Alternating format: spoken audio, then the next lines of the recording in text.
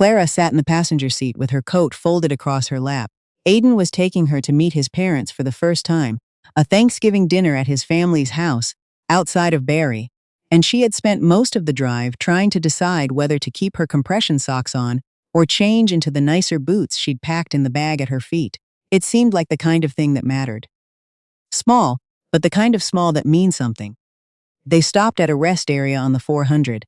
Aiden said he needed coffee and asked if she wanted anything. She shook her head. He stepped out, left the door slightly open, and his phone rang before he made it 3 steps from the car. She heard him answer through the Bluetooth speakers before he even realized the car was still connected.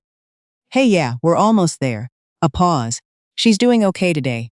Good day." Another pause, longer this time. His voice dropped the way it does when someone thinks they're speaking privately. "I don't know, man. I love her. That's not the question. It's just that sometimes I feel like I'm running 2 lives, mine and hers. And I don't know how long I can keep doing that without losing myself." Clara did not move. She looked at the dashboard screen where Aiden's brother's name, Ethan, was still displayed with the call timer counting upward. Aiden turned toward the car and saw it. He ended the call. He stood outside for a moment before going in.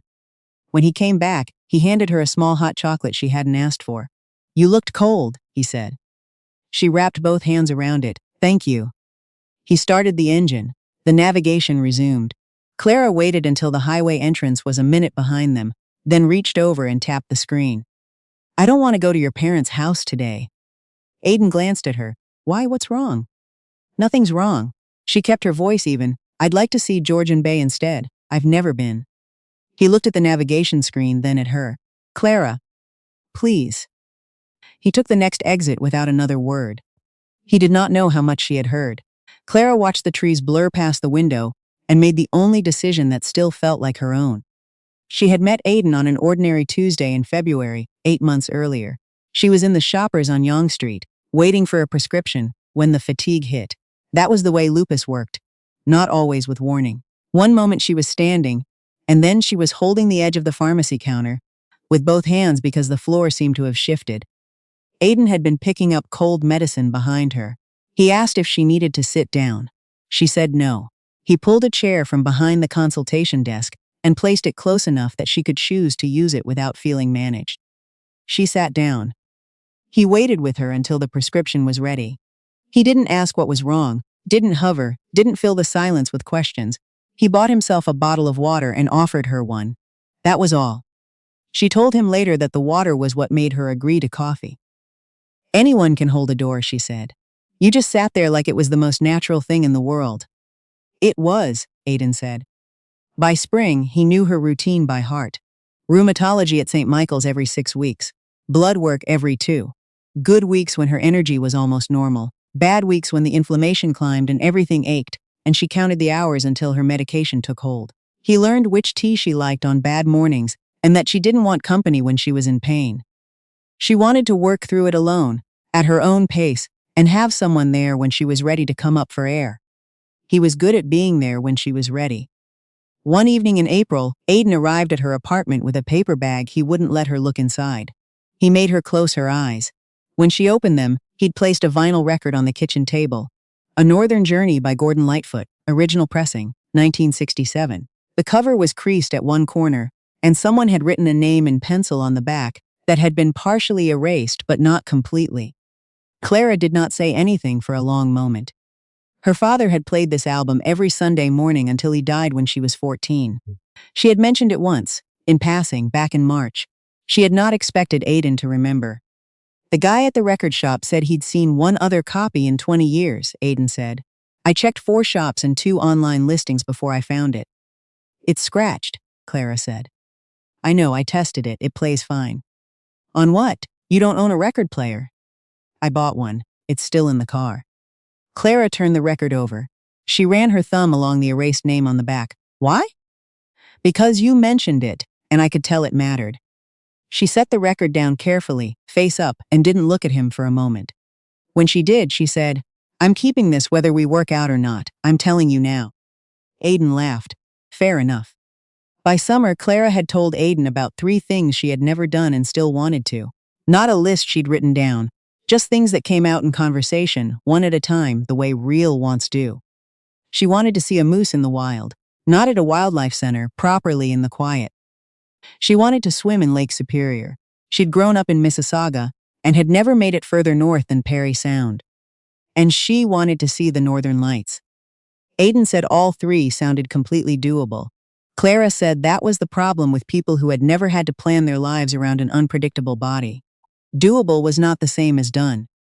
You make it sound like I think it's simple, he said. You said doable. That's the same thing. He was quiet. Then I'll learn to plan better. She didn't answer. She turned toward the window, and from the way she held her coffee cup, both hands, the same as she'd held the one in the pharmacy, Aiden understood he had said the wrong thing, even if he hadn't meant to. They moved in together in September. Her apartment on Carlaw was larger than his place in Leslieville, and the building had an elevator that worked reliably, which mattered on bad days. He brought his books, his ugly reading lamp, and the cheap record player. The first months were easier than Clara had expected. Aiden remembered her medication times without being asked. He learned that on high inflammation days, the most useful thing he could do was handle anything loud.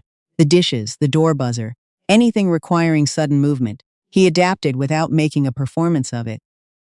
But there were things he adjusted to in silence. He stopped mentioning after-work drinks with his team. He rearranged his lunch hour so he could drive Clara to appointments. On days the GO train felt like too much. He turned down a work trip to Montreal because the timing overlapped with her specialist review. He didn't tell her about any of it. Clara noticed. She didn't say anything either. In November, Aiden's company offered him a 4-month project in Calgary. His manager said it was the kind of visibility that didn't come twice, and that his name was at the top of the list if he wanted it. He called Ethan that night from the bathroom while Clara was making tea in the kitchen. She heard his voice through the door, low, careful, and then the sound of him saying no before she finished steeping the leaves. When he came out, he didn't mention Calgary. He asked if she wanted to watch something. Sure, she said. She poured 2 cups. She said nothing. The week before Thanksgiving, Aiden planned the drive to Barrie carefully. He called ahead about the side entrance at his parents' house. He packed a small bag for Clara, medications, heating pad, a change of clothes. He said they'd leave early enough to stop if she needed breaks.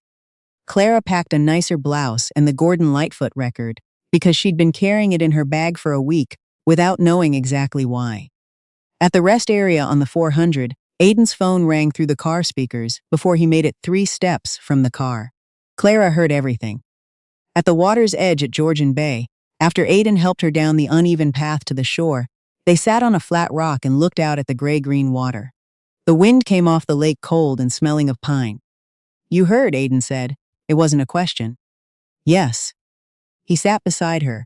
He didn't say he'd meant something different or that she'd misunderstood. He just sat there. After a long time, Clara said, the Calgary project, you turned that down because of me.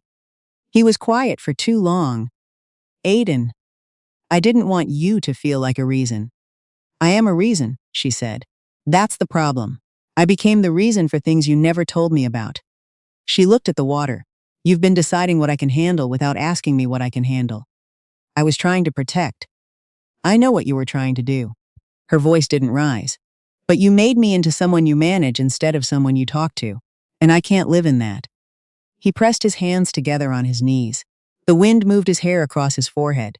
He looked exactly like the person she had loved, and it did not change anything. Clara took the record from her bag. Aiden looked at it. Clara, I'm not angry at you. She held it out. You spent 4 Saturdays finding this, that's real. I'm not pretending it wasn't. He took it. He held it in both hands the way she had the first night. But if I let you keep fixing things for me, she said, I'll spend the rest of my life wondering whether you're staying because you want to, or because you don't know how to leave. He had no answer. She hadn't expected one. She asked him to drive her home. The apartment felt larger after Aiden moved his things out. His reading lamp left a pale rectangle on the floor. His books left gaps on the shelf. The record player was gone, though he left the record itself on the kitchen table before he went. She put it in her bag without looking at it for long. The first 2 weeks, Clara worked through her tutoring sessions by rote. Grade 7 math, grade 9 English, the same explanations she gave every autumn. She made mistakes she didn't usually make. She mixed up a student's name twice in one session and had to stop and apologize. At night she lay still and listened to the building settle. And she did not allow herself to think about his alarm going off at 6:45 or the sound of him making coffee in the dark, so she could sleep a little longer. On the 15th day, she filed the paperwork for the Provincial Assistive Devices Program. She had been putting it off for almost a year, telling herself she wasn't ready, that she was managing. She filled out the forms at the kitchen table, requested the documentation from her rheumatologist, and submitted the application before she could overthink it. She also called her mother, Dottie, who drove in from Mississauga and stayed for a weekend without being asked to help with anything specific. She didn't give advice. She made pea soup and left it in containers in the fridge and watched one movie with Clara and then went to bed. In the morning, she said, "You seem tired but not broken. Those are different things." Then she drove home. Clara thought about that for a long time. She reorganized her tutoring schedule so her heaviest sessions fell on her best hours, mid-morning, when the medication was working and her hands were steady. She arranged for her student Milo, a 17-year-old who lived 2 streets over, to pick up heavier packages when she needed them collected. She paid him a flat rate per pickup, and he showed up on time without being asked twice. She stopped waiting for things to become easier before she tried them. 7 months after Aiden left, a manual transport chair arrived. Clara had requested it through the program for high fatigue days, the kind when walking from the bedroom to the kitchen felt like a negotiation. It was secondhand but solid, and the footrests adjusted correctly. She practiced in the hallway of her building. The wheels caught on the transition strip between the elevator and the corridor.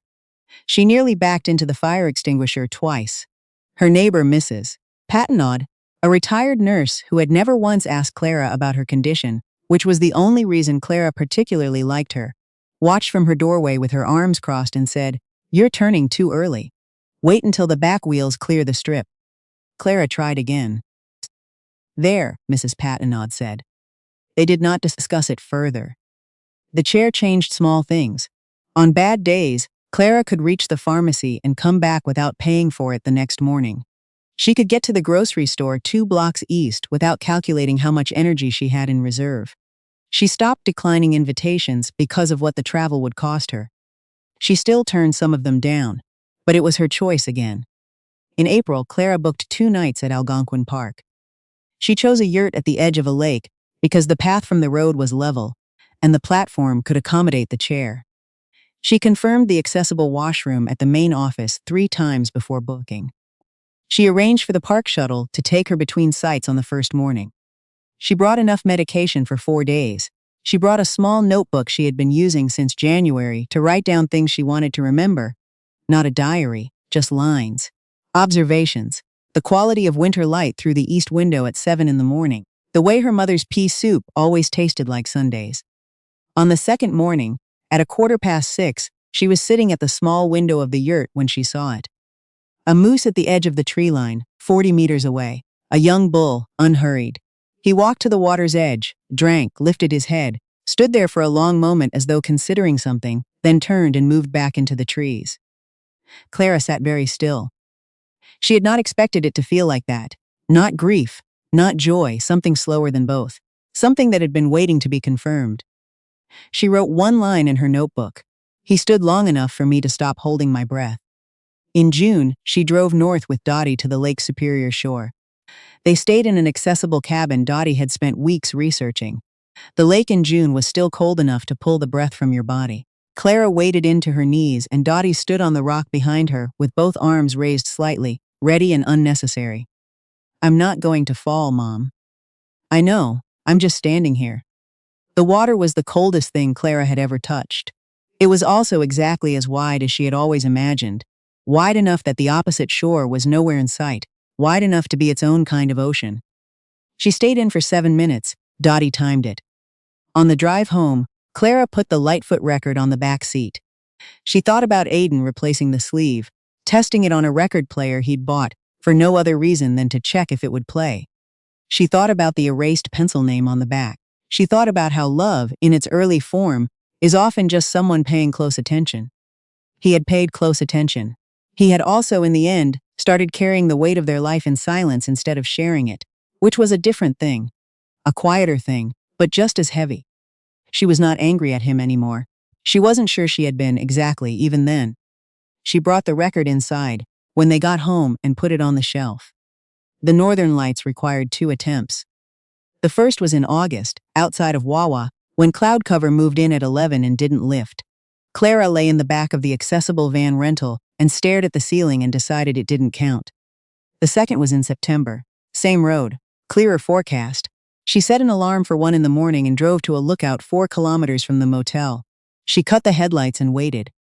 They came at 1:47 a.m. green first, then a slow wash of pink and white, moving across the dark, like something being decided above the tree line. Clara sat in the open van door with a blanket around her shoulders and her phone recording, because she couldn't think of what else to do with her hands. She did not cry. She thought she might, and then she didn't, and that felt like the right response. Not everything that matters needs to break you open to prove it's real. She stayed until 2:30, then drove back slowly. The motel was dark and quiet. She made instant tea and sat at the small desk and opened her notebook. The moose, the lake, the lights. She had wanted to show Aiden all 3. She had imagined how he'd look seeing them. The way he went quietly amazed at things, not dramatic. Just still and present. She missed that. She thought she probably would for a long time. But she had seen them. And she had known, in each moment, that the seeing was hers.